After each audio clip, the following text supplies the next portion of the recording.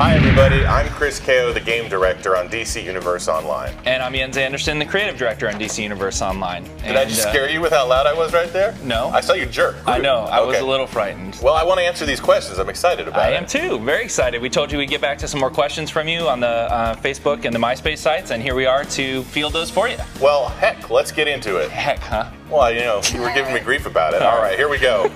So, family show. Jens Anderson. Yes.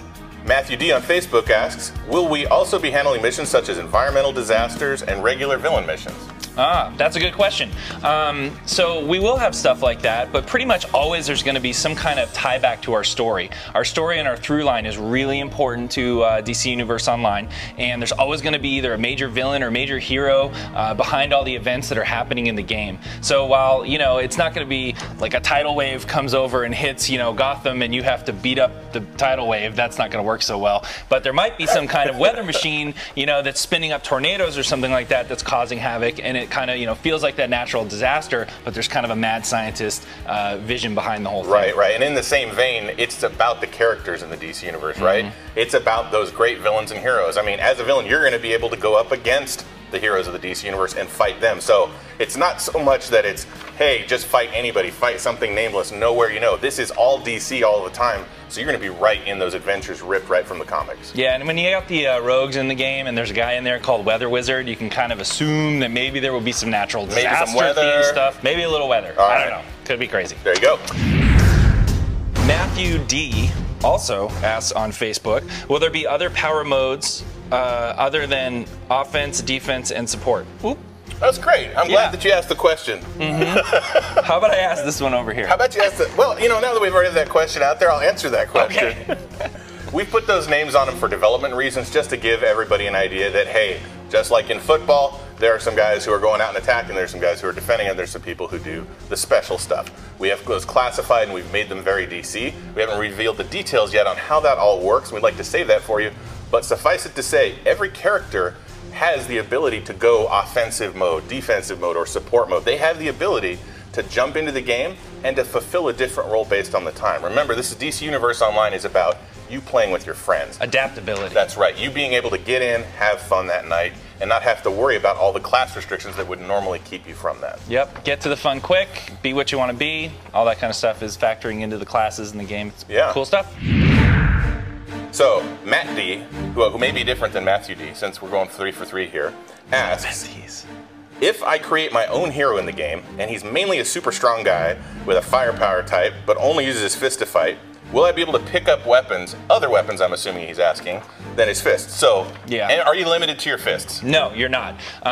We had originally started out like thinking that, you know, if you chose to be this guy that uses your fists, you were just going to be that guy. But we realized that, you know, with all the loot that people are going to get in this game, they're going to want to, you know, use the stuff that they find and not be like, oh, look, I found another hand. Look at this cool sword. Oh. Can't use it. So, you know, what you get to do is we have these buckets, and basically you have things like close combat or something like that, which will include the open-handed melee power source, the one-handed power source like swords and things like that, or maybe the dual wield with the screama sticks. And you'll be able to choose among all those weapon types for your power source options. So when you find something new, you know, even if it doesn't fit your character, you can give it to your friend. Maybe it's a two-handed weapon or something like that. People can use all those kind of different weapons when they have that bucket. So. And just like in the comics, Batman didn't start off knowing how to use all of his gadgets, fight in all forms, throw batarangs, all that. He learned them over time. Robin is learning them over time. We want your character to have that hero or villain's journey. We're sure you start off cool and kicking butt, but there's a lot more room to grow, and weapons is a principal way to do that. And the cool part about when you switch weapons is there's actually a pace change to the game. You know, we are an action game, so cadence, rhythm, you know, the actual ability to use a weapon that's much faster than another weapon because it's heavier, that factors into it. So when you're using your hands, you're nice and light and quick. When you're using that one-handed sword, you might be a little slower, but you got some more precision there. You know, it's a change up. And beyond that, it's not just about an appearance or a speed. These weapons actually give you different attacks. So the weapon you're using will change the combat that you're doing, just like you'd expect in a comic book. Combo finishers. Kind of crazy. Yum.